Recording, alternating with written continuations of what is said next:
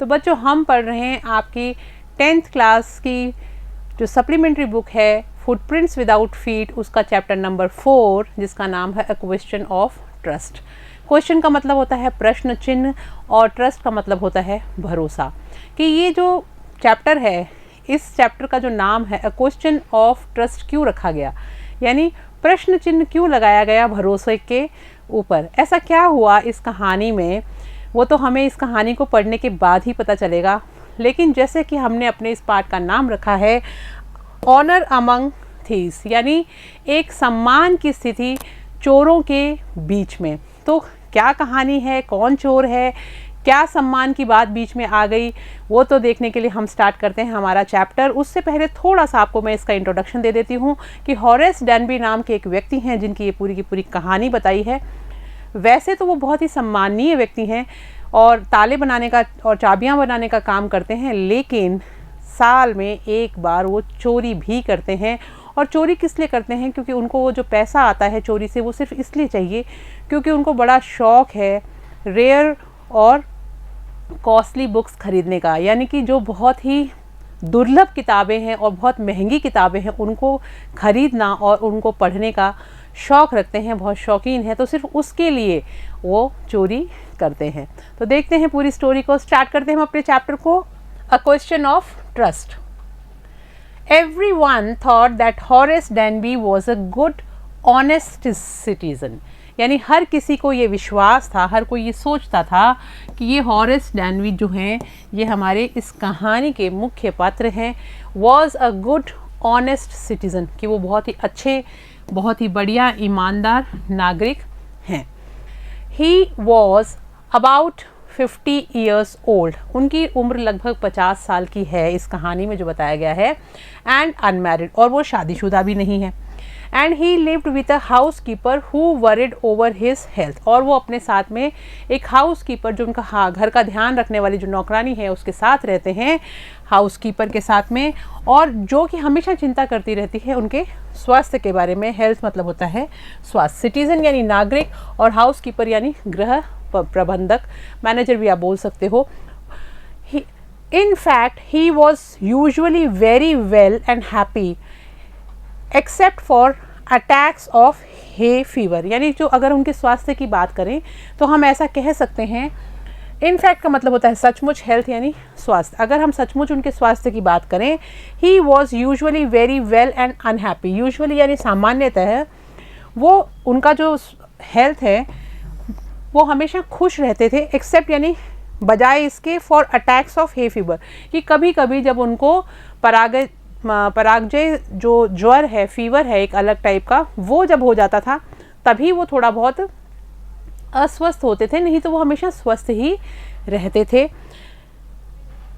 In summer, और ये कब होता था उनको, परागत ज्वर जो है ये उनको होता था समर के टाइम पे, यानी गर्मियों के दिनों में ये उनको बुखार चढ़ता था, बस उसके अलावा उनका स्वास्थ्य हमेशा अच्छा रहता था।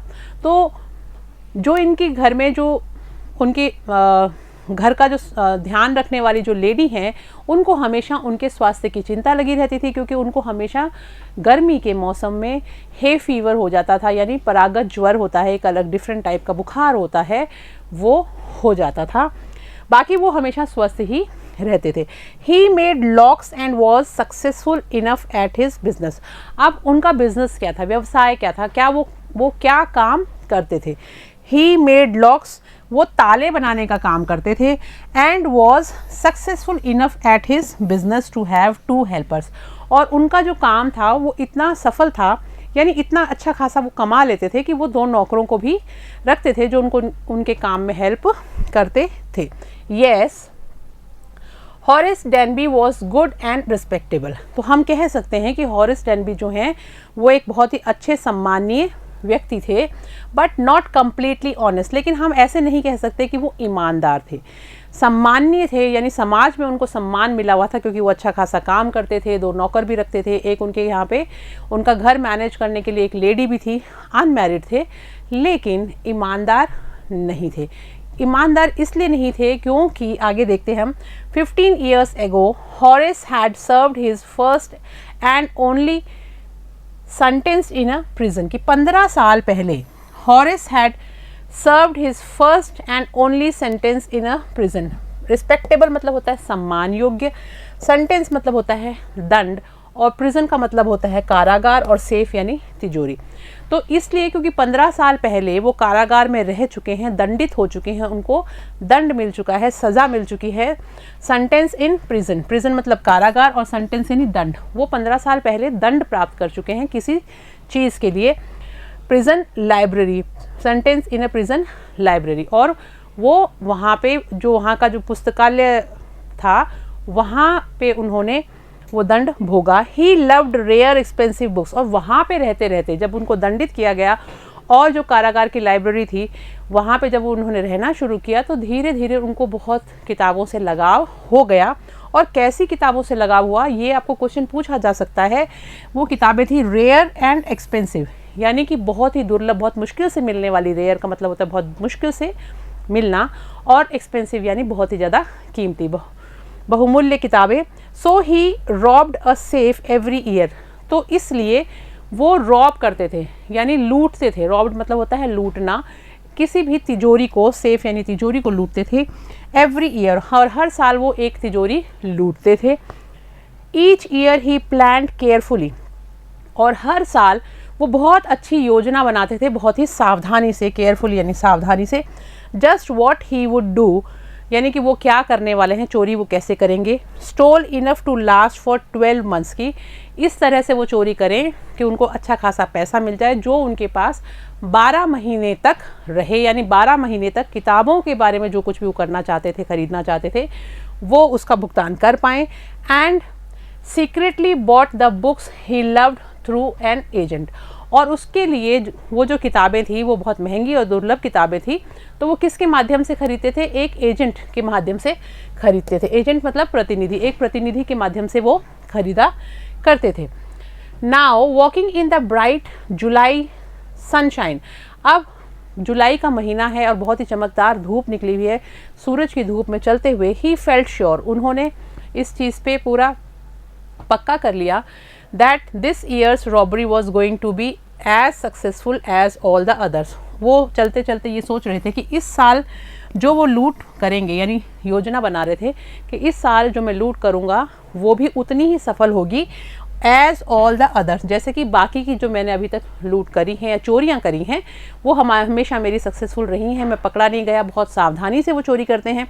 तो वो मन में ऐसे सोच रहे होते हैं कि इस साल भी ऐसा ही होगा। For 2 weeks he had been studying the house at Shotover Grange।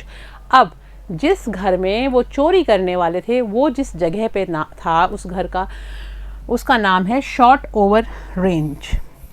Shotover Grange नाम की जगह पे उन्होंने चोरी करने की योजना बनाई, और उसके लिए for 2 weeks 2 हफ्तों तक he had been studying the house, वो उस घर को पूरा अच्छी तरह से उसका निरीक्षण कर रहे थे, देख रहे थे, समझ रहे थे कि कहाँ कहाँ पर क्या क्या चीज़ें हैं।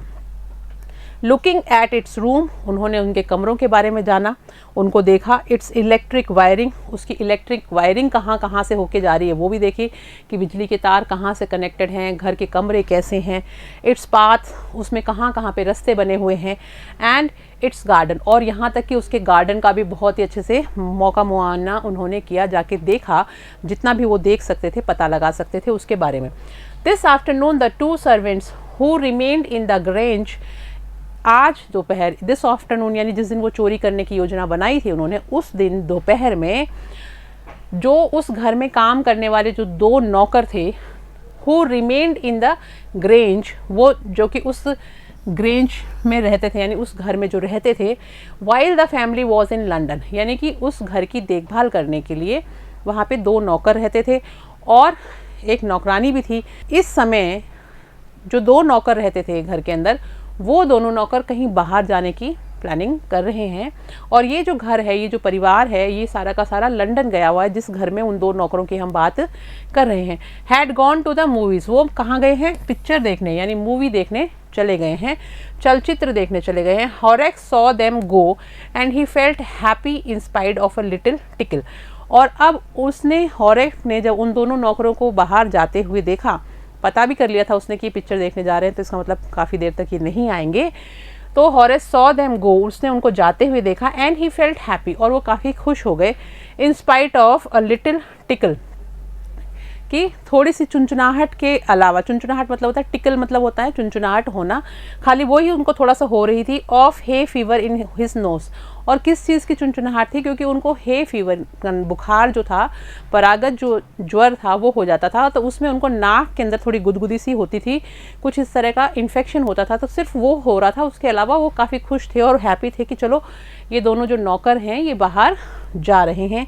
He came out from behind the garden walls, और वो गार्डन वॉल यानी पीछे की तरफ से जो दीवार थी उसके ऊपर से वो वहाँ आते हैं।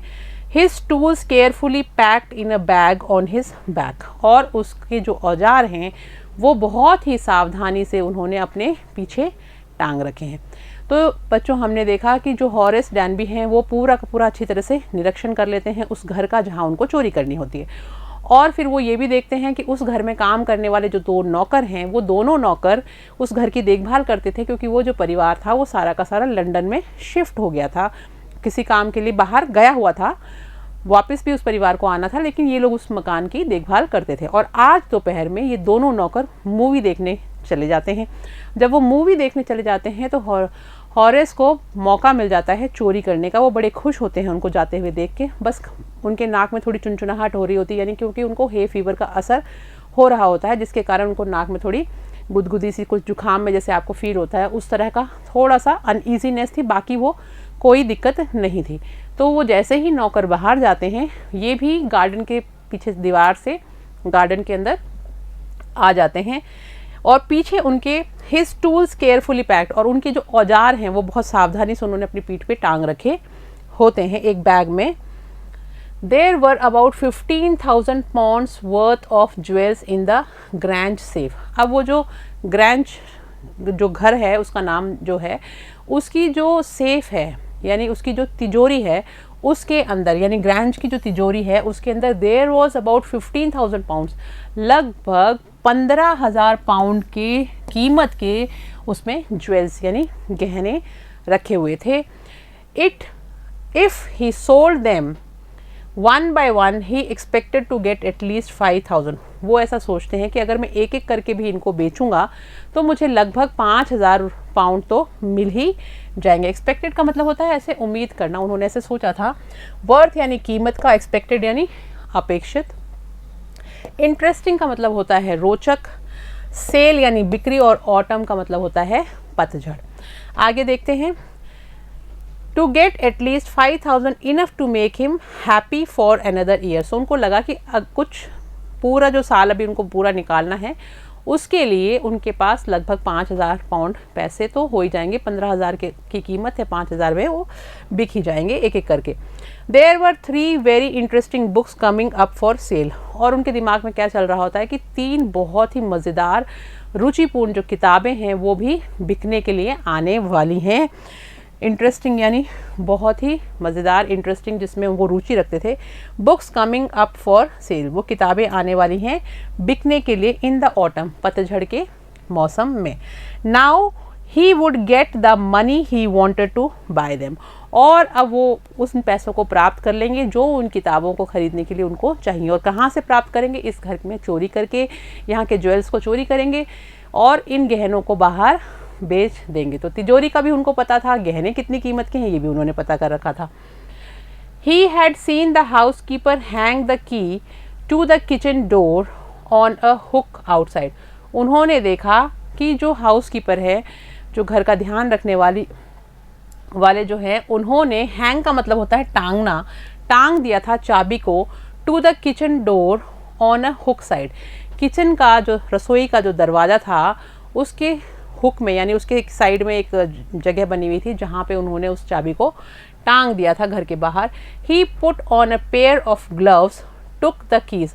अब घर में घुसने से पहले चाबी का उनको पता था, लेकिन उन चाबियों को उन्होंने हाथ नहीं लगाया। सबसे पहले उन्होंने अपने हाथ पे दस्ताने पहने। He put on a pair of gloves, gloves यानी दस्ताने पहने, टुक द की, उसके बाद उन्होंने वो चाबी उठाई एंड ओपन द डोर, और उस चाबी से ही उन्होंने वो दरवाज़ा खोल लिया। He was always careful not to leave any fingerprints, और वो हमेशा ध्यान रखते थे कहीं पर भी उनके उंगलियों के या हाथों के निशान जो हैं वो ना वो छोड़े नहीं, यानी इसका ध्यान रखते थे, सावधान थे कि कहीं पे भी उनके हस्तक्षेप ना छोड़ दें। A small dog was lying, एक छोटा सा कुत्ता जो है वहाँ पे लेटा हुआ था। इन द किचन, किचन में लेटा हुआ था। It stirred, made a noise and moved its tail in a friendly way. It stirred, stirred मतलब हिलाना, हुक मतलब खूंटी, और स्टर्ड मतलब हिलाना, और नॉइस का मतलब शोर। तो a small dog was lying in the kitchen, छोटा सा कुत्ते का जो बच्चा है वो किचन में लेटा हुआ था, कुत्ता ही था। इट स्टार्ड, और उसने अपनी हिलाई, मेड अ नॉइस, पूंछ हिलाई और थोड़ी सी आवाज़ करी, and moved its tail in a friendly way, और अपनी पूंछ को एक मित्रवत जैसे स्वभाव होता है कुत्ते को, अगर आप थोड़ा सा प्यार कर दो तो वो बड़ा अपनी पूंछ हिलाने लग जाता है बड़े ही प्यार से, वो अपना मान के, तो वैसे ही उसने अपनी पूंछ हिलाई।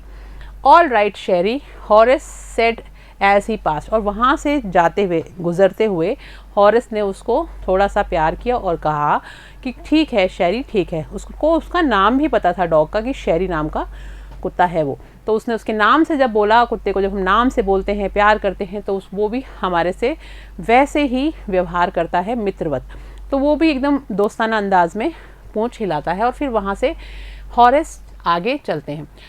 All you had to do to keep dogs quiet was to call them by their right names. अब वो क्या कहते हैं कि अगर all you had to do, आपको सिर्फ इतना ही करना है, टू कीप डॉग्स क्वाइट, यानी अगर आप कुत्तों को शांत रखना चाहते हो, वॉज टू कॉल देम, तो उनको बुलाना चाहिए, आपको उनको पुकारना चाहिए, बाय देयर राइट नेम्स, उनके सही नाम से अगर आपने कुत्ते को बुलाया तो वो आपको ऊपर भौंकेगा नहीं, वो आपको बहुत ही मित्रवत रूप से हैंडल करेगा, उस तरह से बात बिहेव करेगा। एंड शो देम लव, और फिर आप उनको थोड़ा सा प्यार कर दो तो फिर वो भौंकते नहीं हैं। The safe was in the drawing room, अब जो हमारी तिजोरी है जहाँ वो चोरी करने जा रहे थे वो कहाँ थी, वो ड्राइंग रूम में रखी हुई थी। ऑल राइट मतलब होता है ठीक ठाक, ड्राइंग रूम यानी बैठक, रेदर यानी काफ़ी, और पुअर का मतलब होता है दुर्दशाग्रस्त, या वैसे गरीब भी होता है, पुअर गरीब को बोलते हैं, लेकिन इस कहानी में जो दुर्दशाग्रस्त है यानी बुरी सी जो कंडीशन है उसके बारे में बताया गया है। The safe was in the drawing room, यानी जो तिजोरी थी वो बैठक में थी। Behind a rather poor painting, और किसके पीछे थी, एक थोड़ी सी जो अस्त व्यस्त हुई हुई सी पेंटिंग थी, गंदी सी पेंटिंग थी, उसके पीछे थी। हॉरेस वंडर्ड, वंडर्ड का मतलब होता है उत्सुक होना, और हॉरेस को थोड़ी उत्सुकता हुई, फॉर अ मोमेंट, कुछ क्षण के लिए, whether he should collect pictures instead of books, whether मतलब यदि, तो वो चित्र देख के उसको ऐसे लगा कि उसको किताबों का जो इंटरेस्ट है उसकी बजाय वो अगर चाहे तो चित्रों का भी इंटरेस्ट रख सकता है, यानी पेंटिंग्स का भी इंटरेस्ट रख सकता है, पेंटिंग्स भी इकट्ठी कर सकता है। ही should collect pictures instead of books, कि वो चित्रों को भी इकट्ठा कर सकता है, इंस्टेड का मतलब होता है के बजाय, किताबों के बजाय अगर वो चाहे तो वो पेंटिंग्स को, चित्रों को भी इकट्ठा कर सकता है। ऐसे उसके मन में एक विचार आया। But they took up too much room, पर उसने सोचा कि लेकिन उनके लिए बहुत ज़्यादा जगह चाहिए होगी, कमरे में वो बहुत ज़्यादा जगह है घेरेंगी, यानी पेंटिंग्स जो हैं चित्रकारी से प्राप्त जो पेंटिंग्स होती हैं, आपने देखा है वो बड़ी बड़ी होती हैं, तो वो सोचता है काफ़ी जगह वो कमरे में घेर लेंगी। In a small house books were better, तो एक छोटे घर में, जैसा वो सोचता है कि मैं जिस घर में रहता हूँ वैसे छोटे घर में किताबें रखना ईजी है और पेंटिंग्स रखना थोड़ा मुश्किल हो जाएगा क्योंकि जगह ज़्यादा घेरती हैं, तो किताबें ही ठीक हैं। There was a great bowl of flowers on the table, और उसने देखा कि एक बहुत बड़ा सा बाउल यानी बर्तन जिसके अंदर फ्लावर्स रखे हुए थे, फूल रखे हुए थे, ऑन द टेबल, टेबल के ऊपर। And Horace felt his nose tackle, और उन फूलों की वजह से वापस से हॉरेस को नाक के अंदर वो चुनचुनाहट महसूस होने लग गई, नाक के अंदर उसको गुदगुदी सी होने लग गई क्योंकि उसको एलर्जी थी, मेरे को लगता है कि इन फूलों से उसको एलर्जी थी। He gave a little sneeze and then put down his bag, एक बार उसने थोड़ा सा छींका और फिर उसने अपना जो बैग है वो जो नीचे बस जो थैला वो लेके गया था उसको नीचे रख दिया। ही केयरफुली अरेंज हिज टूल, और उसने बहुत ही सावधानी से, केयरफुली मतलब सावधानी से, अरेंज का मतलब होता है व्यवस्थित करना, और टूल्स का मतलब होता है औजार। उसने बहुत ही सावधानी से अपने औजारों को व्यवस्थित किया। He had 4 hours before the servants return. अब उसके पास 4 घंटे थे नौकर लौट के आते उससे पहले, क्योंकि नौकर 4 घंटे बाद आने वाले थे, तो पूरे 4 घंटे थे नौकरों के आने से पहले उसके पास चोरी करने के लिए।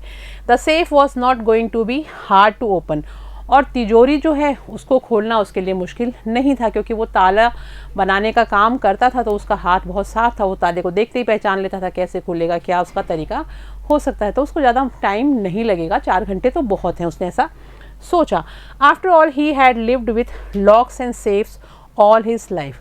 After all he had lived, हम ऐसा कह सकते हैं कि इतने सालों तक वो रहे ही तालों और चाबियों और तिजोरियों के बीच में रहा है, क्योंकि वो ताले बनाने का ही काम करता था। लॉक्स मतलब ताले और सेफ मतलब तिजोरी, पूरी ज़िंदगी वो इन्हीं के बीच में रहा, तो इनसे वो बहुत अच्छी तरह से वाकिफ़ था, परिचित था, तो उसको कोई ज़्यादा चिंता नहीं थी। The burglar alarm was poorly built, और फिर वो ये कहता है बर्गलर अलार्म, बर्गलर का मतलब होता है सेंधमार, तो वो जो चोरों को पकड़ने के लिए, अगर आपके घर में कोई चोर आ जाए उसको पकड़ने के लिए आप एक अलार्म लगाते हो कि जैसे वो कहीं टच करेगा वो बच जाएगा, तो इस घर का जो सेंधमार अलार्म था वो भी ढंग से बना हुआ नहीं था, यानी वो भी अच्छा क्वालिटी का नहीं था। पुअरली बिल्ट, वो भी बहुत खराबी से बना हुआ था, जिसको उसने पहले ही डिसेबल कर दिया था आराम से, तो वो भी नहीं बजा। बर्गलर यानी सेंधमार। He went in to the hall to cut its wire, अब वो घर के अंदर जाके उसके तारों को काट देता है।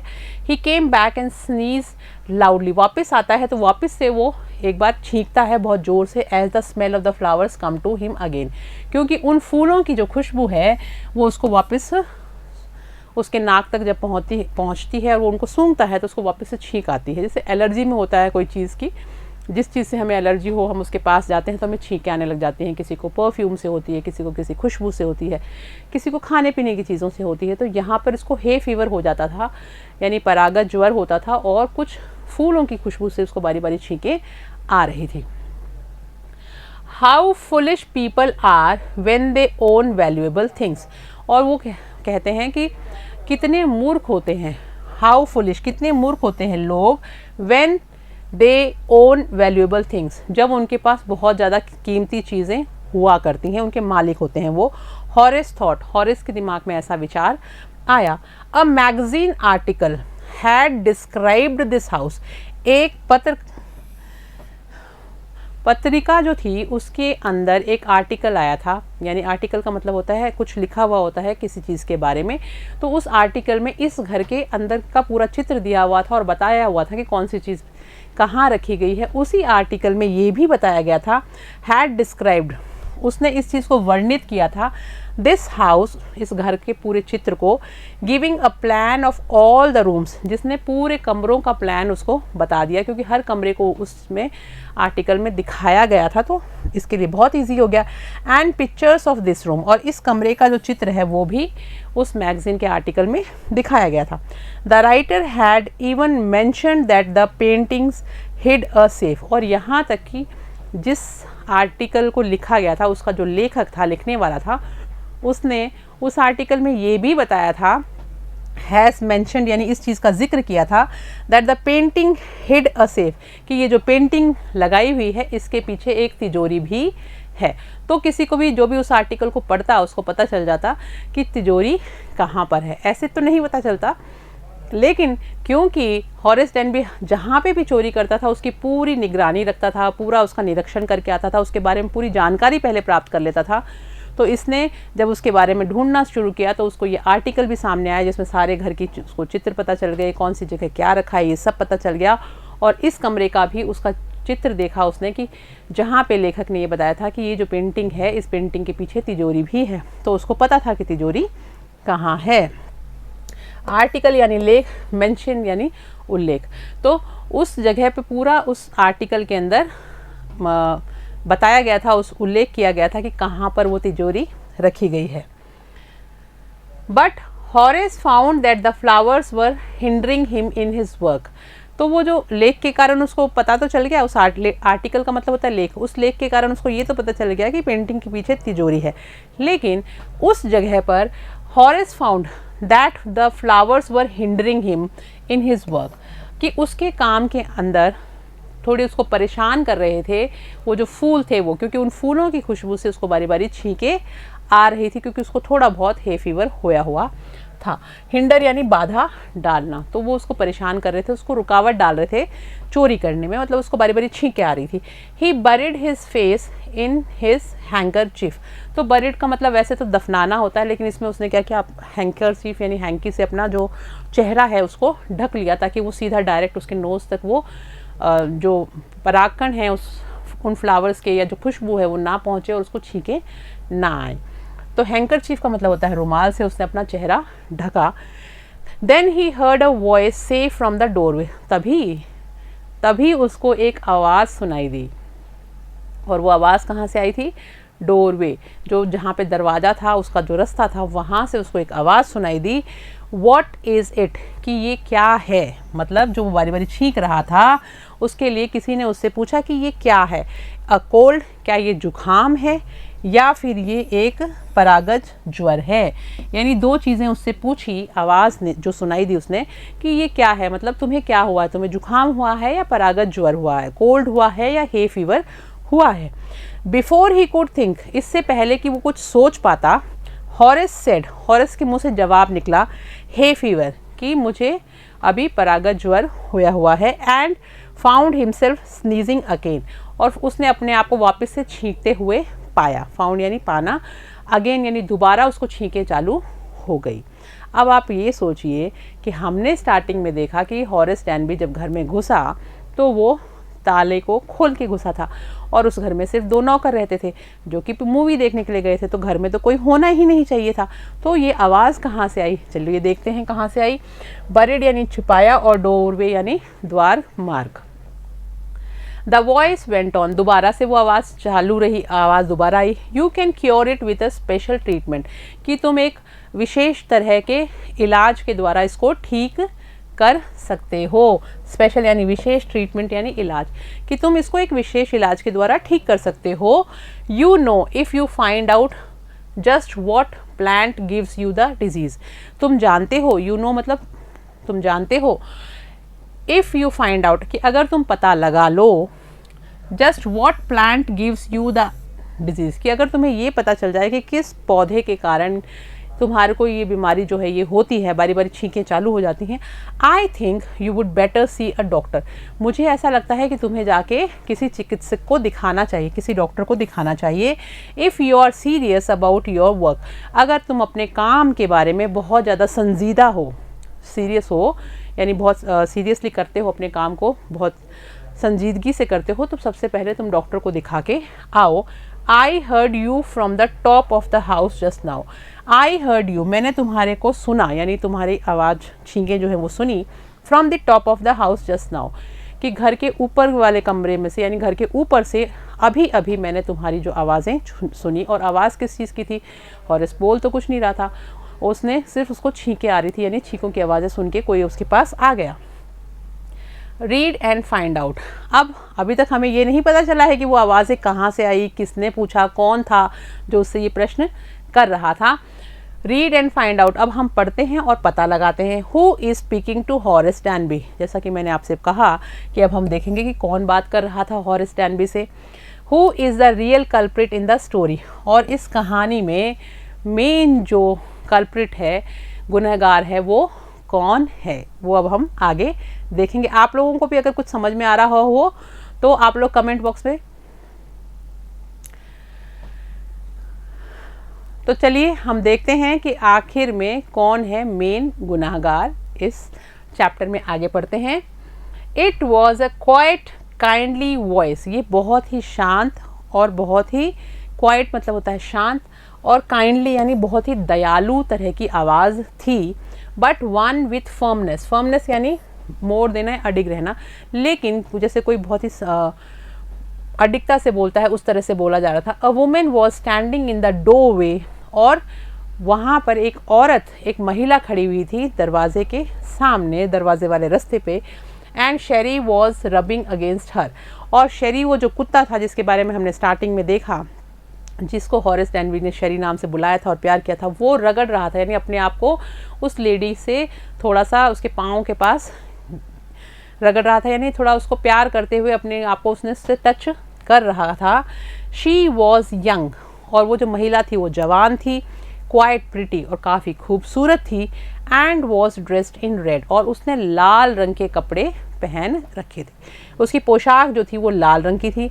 She walk to the fireplace and straightened the ornaments there, वो वॉकड टू यानी वो चल के गई जहाँ पे आग जली हुई होती है, फायर प्लेस जो थी आग जलाने का जो जगह होती है वहाँ पे जाती है, and straightened the ornaments there, और ऑर्नामेंट्स का मतलब होता है साज सामान का जो चीज़ें होती हैं वो, और अपने वहाँ पे जो साज सामान की जो चीज़ें थी उनको वो ठीक करने लगी। डाउन शेरी, और उसने शेरी को कहा कि शेरी डाउन यानी तुम बैठ जाओ। She said any one would think I had been away, अब रबिंग का मतलब होता है रगड़ना और प्रिटी का मतलब होता है आकर्षक। अब आगे देखते हैं। डाउन शेरी, शी सेड, उसने शेरी को कहा कि तुम बैठ जाओ। Any one would think I had been away, कोई भी सोच सकता है कि मैं बाहर गई हुई हूँ, फॉर अ मंथ, 1 महीने के लिए, यानी सभी को कोई भी सोच सकता है कि मैं 1 महीने के लिए बाहर गई हूँ। शी स्माइल्ड एट हॉरेस, और उसने हॉरेस को देख के उसकी तरफ मुस्कुराया, एंड वेंट ऑन, और बोलती चली गई, वेंट ऑन यानी आगे से आगे वो बोलती गई। हाउ एवर यानी तथापि, I came back just in time, लेकिन मुझे लगता है कि मैं बिल्कुल समय पर आ गई हूँ वापस। Though I did not expect to meet a burglar, हालांकि मैंने ऐसा नहीं सोचा था, एक्सपेक्ट का मतलब होता है उम्मीद करना, कि मुझे इस तरह की उम्मीद नहीं थी कि मुझे एक बर्गलर का यानी सेंधमार का सामना करना पड़ेगा, एक चोर से मेरी मुलाकात होगी। Horace had some hope because she seem to be amused at meeting him, अब हॉरेस हैड सम होप, अब हॉरेस को थोड़ी सी उम्मीद की किरण उसके दिमाग में आई, थोड़ी उसको उम्मीद बंधी। बिकॉज ऐसा क्यों हुआ? She seem to be amused at meeting him, क्योंकि ऐसा लग रहा था कि उस सेंधमार से, उस बर्गलर से, उस चोर से मिलने के बाद वो थोड़ी अम्यूज थी, यानी थोड़ी खुश थी, दुखी नहीं हुई थी। तो अम्यूज का मतलब होता है खुश होना। तो उसको थोड़ा लगा कि हालांकि मैं चोर हूँ, लेकिन ये लेडी मुझे देख के ना चिल्लाई है, ना घबराई है, ना इसको कोई आश्चर्य हो रहा है, बल्कि ये थोड़ी सी खुशी हुई है, यानी कि इसको बुरा तो नहीं लगा हूँ मैं। He might avoid trouble if he treated her the right way, तो वो सोचता है कि मैं इस मुसीबत से बच सकता हूँ। माइट अवॉइड ट्रबल, माइट का मतलब होता है संभावना होना, तो वो सोचता है इस चीज़ की संभावना है कि मैं इस समस्या को अवॉइड कर दूँ, यानी इस समस्या को हटा सकूँ, इफ़ अगर मैं इसको अच्छी तरह से treated her in the right way, अगर मैं सही तरीके से इनके साथ व्यवहार करूँ, ये जो घर की महिला हैं, इसकी मालकिन है घर की, अगर उनसे सही व्यवहार करूँ तो शायद ज़्यादा बात नहीं बढ़ी, मुझे छोड़ देंगी। ही रिप्लाइड, तो उन्होंने जवाब दिया, I didn't expect to meet one of the family, तो उसने सोचा कि मुझे ये उम्मीद नहीं थी कि मुझे घर का कोई व्यक्ति यहाँ मिलेगा, परिवार का कोई व्यक्ति मिलेगा। शी नोडेड, नोडेड का मतलब होता है सिर हिलाना, तो उन्होंने, उस महिला ने अपना सिर हिलाते हुए कहा, आई सी, हाँ मैं देखती हूँ, what an inconvenience it is for you to meet me, inconvenience का मतलब होता है असुविधा, तो वो कहती हाँ मैं समझ सकती हूँ कि तुम्हें कितनी असुविधा हो रही होगी मुझे यहाँ पर देख के, टू मीट मी, मुझसे मिलकर। What are you going to do, फिर वो उससे पूछती अब तुम क्या करोगे। What are you going to do, यानी अब तुम चोरी करने आए हो, घर की मालकिन हो, मैंने तुम्हारे को पकड़ लिया, तो अब तुम क्या करोगे। हॉरेस सेड, हॉरेस ने जवाब दिया, my first thought was to run, कि पहले मेरे दिमाग में ये विचार आया कि मैं भाग जाऊँ, ठीक है। Of course you could do that, कि वो महिला कहती है कि हाँ बिल्कुल तुम इस तरह कर सकते हो, but I would telephone the police, लेकिन अगर तुम ऐसा करोगे तो मैं पुलिस को सूचना कर दूंगी, उनको फ़ोन कर दूंगी, and tell them all about you, और मैं तुम्हारे बारे में उनको सब कुछ बता दूंगी। They did get you at once, और फिर वो तुम्हारे को आराम से पकड़ लेंगे। ऑफ कोर्स मतलब होता है निश्चित रूप से, और एट वंस का मतलब होता है तुरंत। तो वो कहती है तो मैं पुलिस को सूचना कर दूंगी, वो तुरंत तुम्हारे को पकड़ लेगी एक ही झटके में आकर, क्योंकि मैं उनको पूरी सूचना दे दूंगी कि तुम कैसे दिखते हो, कैसे तुम घर के अंदर घुसे, सब कुछ बता दूंगी। Horace said, I would of course cut the telephone wires first and then he hesitated, a smile on his face, तो फिर हॉरेस कहते हैं भाई पहले जाने से पहले मैं क्या करूँगा, जो टेलीफोन है, जो फ़ोन है, उसके तारों को काटूंगा। I would of course cut the telephone, पहले मैं टेलीफोन के तारों को काटूंगा। फर्स्ट देन, उसके बाद में ही हेजिटेटेड, हेजिटेटेड का मतलब होता है थोड़ा सा हिचकिचाना, फिर वो हिचकिचाए। A smile on his face, और उनके चेहरे पर एक मुस्कुराहट आई। I would make sure that you could do nothing for some time, a few hours would be enough. तो वो कहता है I would make sure that you could do nothing, कि मैं ऐसा करूँगा जाने से पहले कि मैं आपको भी कुछ ऐसा करके जाऊँगा कि आप कुछ घंटों तक कुछ भी ना कर सकें। अ few hours would be enough, कुछ घंटे काफ़ी होंगे मुझे यहाँ से भाग के जाने में। She looked at him seriously, उसने बहुत ही सीरियस होकर, बहुत ही संजीदगी से उसकी तरफ देखा। यू वुड हर्ट मी, कि इसका मतलब तुम मुझे नुकसान पहुँचाओगे। तो कहने का मतलब हॉरेस ने यही कहा ना कि भाई मैं ऐसा कुछ करूँगा जाने से पहले कि भाई आप शोर नहीं मचा सको, पुलिस को फ़ोन नहीं कर सको, उसके लिए तो मैंने वायर काट दिए। तो उसने सोचा होगा मैं इसको बांध दूंगा, या इसका मुंह जो है उसको भी बांध दूंगा, ताकि 2-3 घंटे जब तक वो नौकर आएँ तब तक ये भी कुछ नहीं करे और उसको मौका मिल जाए भागने का। तो उस महिला ने बहुत ही सीरियस होकर कहा कि अच्छा, इसका मतलब तुम मुझे नुकसान पहुँचाओगे, you will hurt me. Horace pause, तो हॉरेक रुक जाता है एक महिला की ऐसी बात सुन के, क्योंकि वो एक अच्छा सज्जन व्यक्ति होता है nature wise. And then said, तो उसने कहा I think I was trying to frighten you when I said that. वो कहता है मेरे ख्याल से मैं सिर्फ आपको डराने की कोशिश कर रहा था ये बात बोल के। अब आपको मैं चित्र दिखाती हूँ, आप इसमें देखिए ये चित्र बना हुआ है, आपको दिख रहा होगा। यहाँ पे ये हॉरेस डेन भी खड़े हैं, इसके हाथ में रुमाल है, और यहाँ पे ये महिला खड़ी हुई है जो इसकी मालकिन है। नीचे आपको शहरी भी दिखाई दे रहा है और फूलदान भी दिखाई दे रहे हैं। चलिए आगे देखते हैं फिर क्या होता है। यू डिडंट फ्राइटन मी, तुमने मुझे डराया नहीं है। हॉरेस सजेस्टेड, हॉरेस ने कहा, सलाह दी। It would be nice if you would forget you ever saw me, अगर अच्छा रहेगा कि आप ये भूल ही जाएं कि आपने मुझे कभी देखा है। लेट मी गो, आप मुझे जाने दीजिए। The voice was suddenly sharp, आवाज़ जो थी वो अचानक तीखी हो जाती है। Why should you were going to rob me, तो वो महिला कहती है अरे भाई मैं क्यों जाने दूँ तुम्हारे को, वाई शुड आई, यानी मैं तुम्हें क्यों जाने दूँ, तुम तो मेरे घर में चोरी करने आए थे। If I let you go you will only rob someone else, कि अगर मैंने तुम्हें जाने दिया तो तुम किसी और के घर में जाके चोरी करोगे। Society must be protected from man like you, इस समाज को तुम्हारे जैसे लोगों से बचाना चाहिए। सोसाइटी मतलब समाज, और प्रोटेक्टेड यानी सुरक्षित रखना। तो वो कहती है समाज को तुम जैसे चोरों से सुरक्षित रखना चाहिए। Horace smiled, I am not a man, तो हॉरेस मुस्कुराते हुए कहते हैं कि मैं ऐसा आदमी नहीं हूँ। I am not a man, मैं ऐसा आदमी नहीं हूँ। हु थ्रेटन सोसाइटी, जो कि सोसाइटी को डराता हो, मैं ऐसा नहीं हूँ। I steal only from those who have a lot of money, मैं सिर्फ उनके घरों से ही चोरी करता हूँ जिनके पास बहुत ज़्यादा पैसा होता है। I steal for a very good reason, और मैं एक बहुत ही अच्छे कारण के लिए चोरी करता हूँ, मैं किसी को नुकसान पहुँचाने के लिए नहीं करता। जिसके पास बहुत ज़्यादा पैसा होता है वहाँ से थोड़ा चोरी कर लेता हूँ। And I hate the thought of prison, और ये जो विचार है कहाँ का, कारागृह का, जेल का जो विचार है, इसको मैं बहुत ज़्यादा नफरत करता हूँ। शी लाफ्ड, वो हंसने लगी। And he begged thinking that he had persuaded her, और उसने उससे विनती करी। बेगिंग मतलब होता है विनती करना। थिंकिंग, ये सोचते हुए दैट ही हैड परsuaded हर, परsuaded का मतलब होता है मनाना। उसने सोचा कि शायद उसने उसको मना लिया है कि वो लेडी उसको, जो पुलिस को नहीं पकड़वाएगी। Look, I have no right to ask you for anything but I am desperate, let me go and I promise never to do this kind of thing again. अब वो कहता है कि देखो, आई हैव नो राइट, कि मुझे कोई हक नहीं है, नो राइट यानी मेरा ये कोई अधिकार नहीं है, to ask you for anything, कि मैं आपसे किसी चीज़ के बारे में पूछूं या किसी तरह की आपसे मदद मांगूं। बट, लेकिन आई एम डेस्परेट, डेस्परेट का मतलब निराशा से भरा हुआ, लेकिन मैं बहुत ज़्यादा निराश हो गया हूँ। लेट मी गो, अब मुझे प्लीज़ आप जाने दो। एंड आई प्रॉमिस, मैं आपसे वादा करता हूँ, never to do this kind of thing again, कि मैं इस तरह की चीज़ दोबारा नहीं करूँगा। आई रियली मीन इट, और मैं इस चीज़ को कह रहा हूँ उसको मैं बिल्कुल पक्का कह रहा हूँ, यानी कि मैं बिल्कुल, हम कहते हैं ना आई मीन इट, कि जो मैं कह रहा हूँ बिल्कुल मैं उस चीज़ से मतलब रखता हूँ, यानी ऐसा ज़रूर मैं करूँगा। राइट मतलब होता है अधिकार, इट। राइट का मतलब होता है अधिकार। आगे देखते हैं, शी वॉज साइलेंट, वो बहुत शांत थी। वॉचिंग हिम क्लोजली, वो उसको देख रही थी। वॉच करना मतलब होता है देखना, बहुत ही पास से देख रही थी।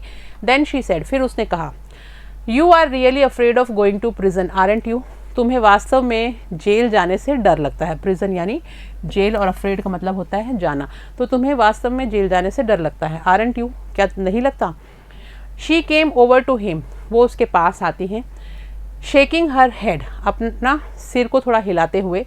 I have always like the wrong kind of people, और वो कहते हैं कि मुझे हमेशा से ही गलत लोग जो हैं वो पसंद आते हैं। तो कहने का मतलब वो उसको थोड़ा कंफर्टेबल करने की कोशिश करती हैं चोर को, कि कोई दिक्कत नहीं है, तुम गलत आदमी हो तो ऐसा नहीं कि मैं तुमसे नफरत करूँगी, क्योंकि मुझे हमेशा गलत लोग ही पसंद आते हैं, कोई बात नहीं। She picked up a silver box from the table, उसने टेबल के ऊपर से, जो मेज़ थी उसके ऊपर से एक सिल्वर का बक्सा उठाया। And took a cigarette from it, और उसके अंदर से उसने एक सिगरेट निकाली। हॉरेस ईगर टू प्लीज हर, और हॉरेस जो है उसको बहुत उत्सुक हुआ कि वो उसको थोड़ा खुश कर सके, क्योंकि ये कर्टसी होती है कि मान लो सामने वाली अगर महिला कुछ लेना चाहती है तो आप उसको ऑफ़र करते हो। तो हालांकि उसने सिगरेट तो ले ली थी, लेकिन अब सिगरेट जलाने में वो उसकी मदद करने के लिए थोड़ा सा उत्सुक हुआ। ईगर टू प्लीज़ हर, और वो उसको थोड़ा खुश भी करना चाहता था। And seeing that she might help him, और वो ये देखना चाहता था कि शायद वो भी उसकी मदद कर दे, उसका अच्छा व्यवहार देख के। तो टुक ऑफ, साइलेंट का मतलब होता है मौन, तो took off his gloves and gave her his cigarette lighter, तो उसने अपने हाथों से अपने दस्ताने उतारे और उसको सिगरेट लाइटर दे दिया। यानी सिगरेट लाइटर वो होता है जिससे कि सिगरेट जलाई जाती है, तो सिगरेट लाइटर उसको पकड़ा दिया। You will let me go, he held the lighter towards her, उसने कहा कि प्लीज़ मुझे जाने दो, और वो लाइटर उसकी तरफ करते हुए कहा कि तुम मुझे जाने दोगी, है ना। और he held the lighter towards her, और उसकी तरफ उसने वो लाइटर बढ़ा दिया। Yes but only if you will do something for me, वो कहती हाँ जाने दूंगी, लेकिन अगर तुम मेरे लिए कुछ करोगे तो उसके बाद में जाने दूंगी। एनीथिंग यू से, तो वो कहता है कुछ भी, जो भी तुम चाहो वो मैं करने को रेडी हूँ। Before we left for London, अब वो कहती है कि हम लंदन जाने से पहले promised my husband to take, I promised my husband to take my jewels to our bank, मैंने अपने पति से ये वादा किया था कि जो हमारी जो ज्वेल्स हैं, यानी जो हमारे जेवर हैं, वो हम बैंक में रख देंगे। बट लेकिन I left them here in the safe, लेकिन मैं उनको यहाँ पे तिजोरी में ही छोड़ गई। मेरे पति से तो मैंने वादा किया था कि मैं उनको बैंक में रखवा दूंगी, लेकिन गलती से मैं बैंक में रखना भूल गई और मैं उनको यहीं छोड़ गई। I want to wear them to a party tonight, और आज मैं एक पार्टी में उनको पहनना चाहती हूँ, मुझे एक उत्सव में जाना है तो उसमें मैं वो गहने पहनना चाहती हूँ। So I came down to get them, तो इसलिए मैं नीचे आई थी उनको लेने के लिए। लेकिन वो इतना ही कहती है, लेकिन हॉरेस स्माइल्ड, तो हॉरेस मुस्कुराता है क्योंकि वो समझ जाता है कि वो महिला क्या कहने वाली है। You have forgotten the numbers to open the safe haven't you, और क्योंकि वो उस महिला को खुश करना चाहता था तो वो तुरंत जवाब देता है, जब वो कहती है लेकिन, तो वो जवाब देता है और आप उस तिजोरी का जो नंबर है, जो लॉक है, वो भूल गई हैं, ऐसा है ना, ऐसा ही है ना, हैवंट यू, नहीं भूली क्या। तो यानी वो ये दिखाना चाहता है कि जो महिला के दिमाग में चल रहा था कि भाई मुझे आज वो गहने पहनने हैं, मैं तिजोरी में से उनको निकालने भी आई, लेकिन इतना बोलती है और वो रुकती है, वो नहीं कहती कुछ भी। लेकिन हॉरेस उस बात को पूरा करते हैं और कहते हैं लेकिन आप उस तिजोरी का नंबर भूल गई हो, यानी लॉक का नंबर भूल गई हो, आरंट यू, नहीं भूली क्या। Yes replied the young lady, तो वो जो जवान सी लड़की थी उसने उत्तर दिया कि हाँ बिल्कुल मैं उसका नंबर भूल गई। उसका कहने का मतलब यही था, तो उसने सिर्फ ये कहा yes, just leave it to me and you will have them within an hour. तो वो कहता है इसकी चिंता आप छोड़ दो, ये मुझ पे छोड़ दो। Just leave it to me का मतलब होता है कि ये आप मुझ पे छोड़ दो, and you will have them within an our, और एक ही घंटे में आपके पास आपके गहने होंगे। But I will have to break your safe, लेकिन इसके लिए मुझे आपकी जो तिजोरी है उसको तोड़ना पड़ेगा, जस्ट यानी सचमुच। तो डोंट वरी अबाउट दैट। तो वो महिला कहती है उसकी तुम चिंता मत करो, my husband won't be here for a month, क्योंकि मेरे हस्बैंड तो 1 महीना यहाँ नहीं आने वाले, कहने का मतलब मैं आ गई हूँ लेकिन वो यहाँ 1 महीने तक नहीं आएंगे। And I will have the safe मेंडेड by that time. मेंडेड का मतलब होता है मरम्मत कराना, और उनके आने से पहले मैं इस तिजोरी की मरम्मत करवा लूँगी, तो उन्हें पता ही नहीं चलेगा कि तिजोरी को तोड़ा गया। And within an hour Horace had open the safe, और 1 घंटे के अंदर अंदर हॉरेस ने वो जो तिजोरी थी उसको खोल दिया।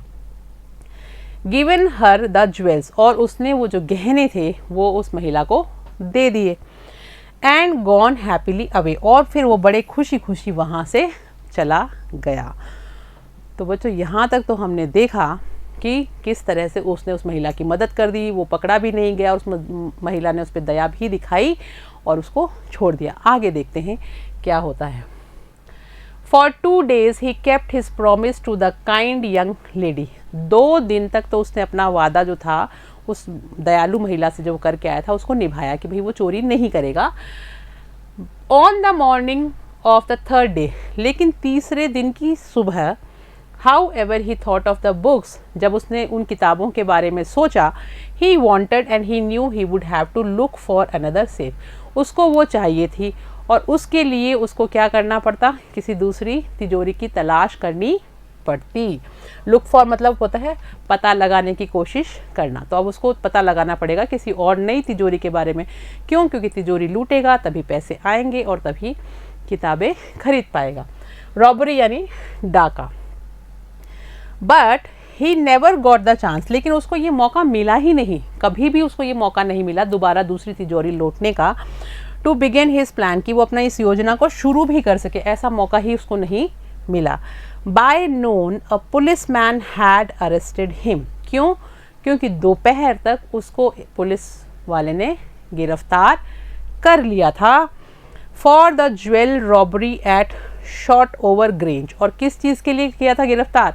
फॉर द ज्वेल रॉबरी, यानी कि गहनों की चोरी के लिए। गहनों की जो रॉबरी हुई, चोरी हुई, कहाँ पर हुई? शॉर्ट ओवर ग्रेंज के यहाँ से जो गहने चोरी हुए उनके लिए उसको गिरफ्तार कर लिया गया था, यानी पुलिस को पता चल गया था कि चोरी उसने करी है।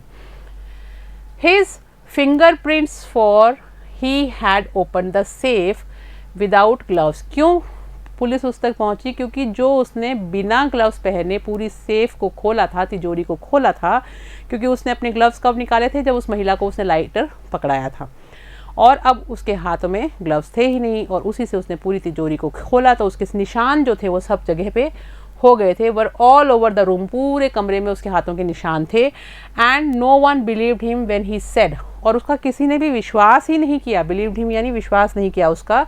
When he said that the wife of the owner of the house, जब उसने ये बताने की कोशिश करी कि घर के जो मालिक हैं उनकी पत्नी ने उसको वो सेफ तोड़ने के लिए कहा था कि वो सेफ को ओपन कर दे उसके लिए।